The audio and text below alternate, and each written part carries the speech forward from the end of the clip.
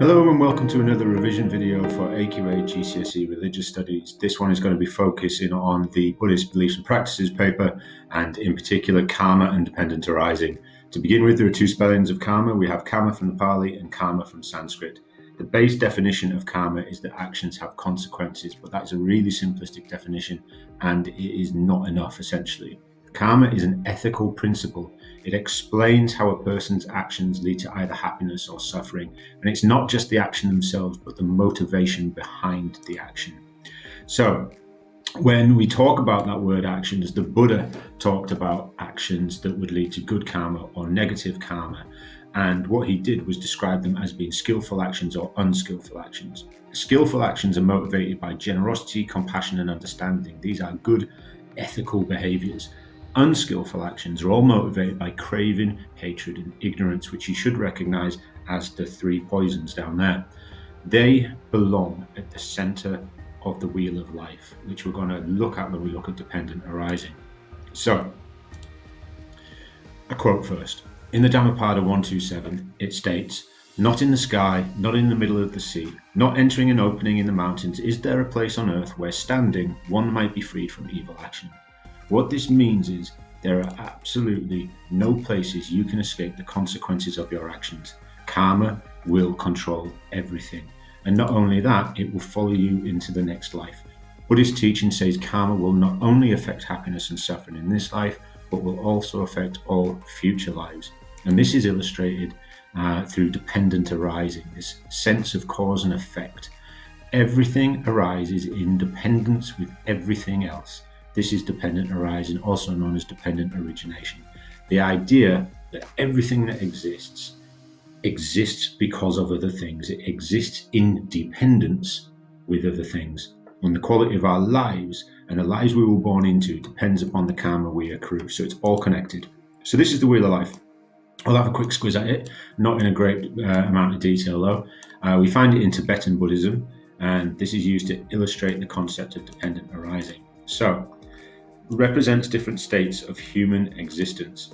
The center of the wheel, as we looked at on the previous slides, is the three poisons, and the next wheel is an illustration of humans going up and down and traveling through the various realms of existence. There are 6 realms of existence, which we'll look at on the next slide. These are these bits in the middle here.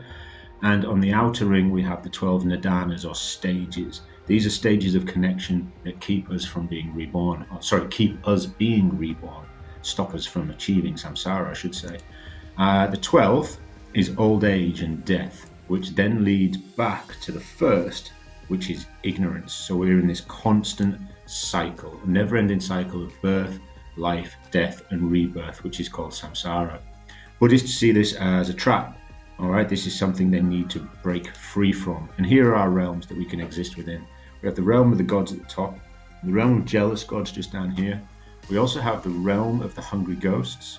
We have the realm of hell, the realm of animals, and here we have the realm of humans. The realm of humans is really important because it is from the realm of humans that we can achieve enlightenment. Well, first of all, quick definition of this word that you should all be familiar with, if I can move my face. Reincarnation. This is the belief that when you die, you are reborn into another being. That rebirth is determined by karma. All right. So that rebirth, that reincarnation can be anywhere on here. And it all depends upon our actions and the motivations behind our actions, as in the karma that we accrue during our lives. That is going to impact where we end up on this scale. And the goal is to be here and then to achieve enlightenment like the Buddha did and the Bodhisattvas. So one of the tasks I give my guys is to, in your own words, explain dependent arising. It's also known as dependent origination. Quick tip down here, a tree depends upon soil, a wave depends upon wind, and happiness depends upon previous actions.